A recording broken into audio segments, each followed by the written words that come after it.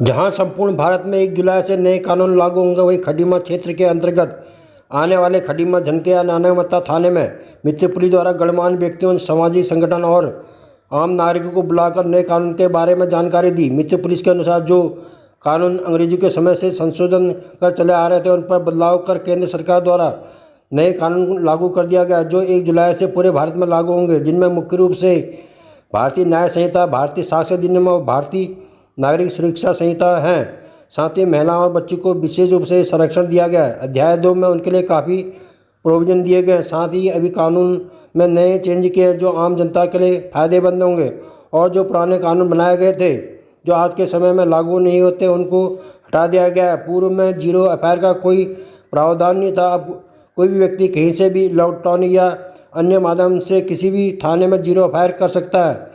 जो लड़का या लड़की 18 वर्ष से नीचे होगा, उसे बालक के रूप में परिभाषित किया जाएगा और बालक के रूप में ही उसके लिए अपराध कानून में उल्लिखित है।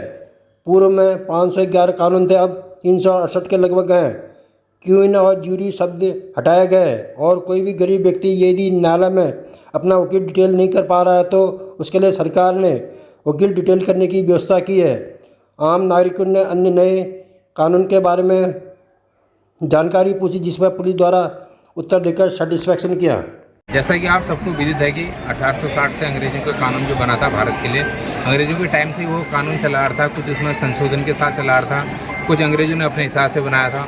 तो ये मोदी जी की सरकार द्वारा आज 1 जुलाई 2024 से नया कानून भारतीय न्याय संहिता, भारतीय नागरिक सुरक्षा संहिता, भारतीय साक्ष्य अधिनियम, जो कि अब इसी नाम से कहे जाए BSA, BNSS और BNS हो गया, BNSS हो गया, BSA, ये इसी नाम से जाने जाएंगे। इनको आज से लागू कर दिया गया है, जिसमें महिलाओं और बच्चों को स्पेशली संरक्षण दिया गया है। उसमें अध्याय 2 में ही उनके लिए प्रोविजन किए गए हैं। उनको काफ़ी उनके प्रति जो अपराध होते हैं उनके लिए कठिनतम कारावास और जुर्माने की व्यवस्था की गई है। और सामुदायिक सेवा, छोटे मोटे ऑफेंसेस जो होते हैं उनके लिए सामुदायिक सेवा की भी व्यवस्था की गई है। और भी कई चेंजेस किए गए हैं जो कि आम जनता के फायदे के लिए होंगे। और जो पुराने कानून थे जो आज की डेट में लागू नहीं होते थे, अंग्रेजों के टाइम के कानून, उनको हटा दिया गया है। और क्षेत्र में जनता की आज मीटिंग थी यहाँ पर, तो उनको इस विषय में अवगत कराया गया। काफ़ी एक मैत्रीपूर्ण वातावरण में लोगों द्वारा पूछा गया और उनको अवगत भी कराया गया कि किस तरह से ये कानून हमारे लिए फ़ायदेमंद रहेगा। कि पहले जीरो एफआईआर, EFIR का कोई प्रोविज़न पहले जो IPC थी उसमें नहीं था। अब ये नया जो आया है, इसमें है कि आप अगर खटीमा में हो या कहीं जा रहे हो, आप दूसरी जगह भी खटीमा में आप इलेक्ट्रॉनिक माध्यम से, मेल के माध्यम से या किसी अन्य माध्यम से आप यहाँ एफआईआर करा सकते हैं। हीनियस क्राइम में तो उसमें एफआईआर होगी, लेकिन और जो अन्य क्राइम है, छोटे क्राइम हैं, उनमें 3 दिन में उनको आके यहाँ पर एक वेरीफाई करना होगा, उनको साइन करने होंगे। यहाँ की एफआईआर उनके द्वारा दी गई थी, उसमें एफआईआर होगी, उसमें आगे जांच चलती रहेगी। इलेक्ट्रॉनिक एफआईआर आप दूर से भी आप एफआईआर कर सकते हैं। और एक कोई घटना यहाँ हुई, आप देहरादून पहुँच गए, आप किसी भी थाने में अपनी एफआईआर दर्ज करा सकते हैं जीरो एफआईआर के नाम से। बाद में वहाँ वो हमारे थाने पहुँच जाएगी और इन्वेस्टिगेशन यहीं से शुरू की जाएगी।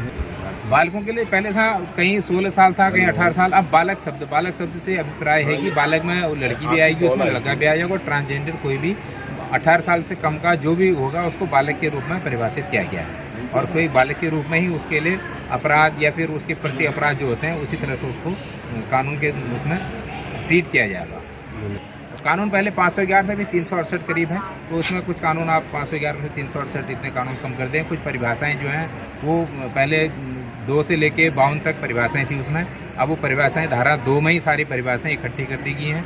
कुछ उससे भी कम हुई हैं। कुछ और धाराएं, कुछ और जो जैसे क्वीन था, ज्यूरी था, वो शब्द हटाए गए हैं। तो उससे भी जो धाराएँ हैं वो कम हुई हैं।